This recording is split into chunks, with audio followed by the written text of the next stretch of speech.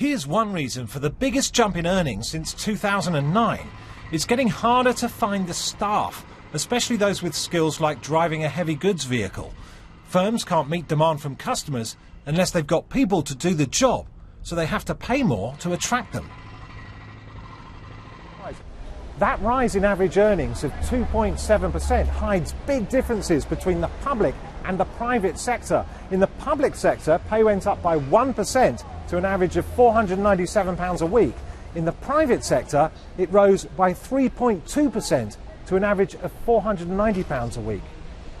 Private sector firms like hauliers only paid modest rises till recently because they could always find cheaper labour from Eastern Europe and elsewhere. But now, even the supply of migrant workers who can drive a lorry is slowing down, driving pay up. We're seeing as an industry the average salaries increase probably 8 to 10% over this last year. That's not the root cause of the problem. The root cause of the problem is driver training, the cost of driver training, and the fact that it costs £3,000 to £5,000 to get a young person through their licence in order to enter the industry. So, do the drivers feel like they're getting better off? Well, yeah, it has picked up, hasn't it? But wages haven't gone up or anything, have they? I earn minimum wage and have to work lots of hours to earn a decent living.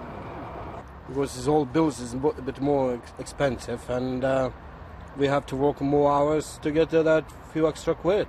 Like any private company, hauliers can only keep offering pay rises if each worker becomes more productive and makes more money for them. If wages start rising much faster than productivity, that's not sustainable. Inflation starts going up and the Bank of England has to raise interest rates.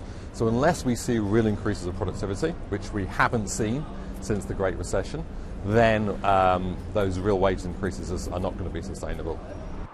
You're not bringing in more for your firm if you're sat in one of these, and public investment in roads could make drivers much more productive.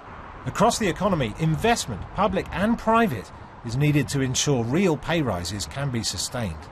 Andy Verity, BBC News.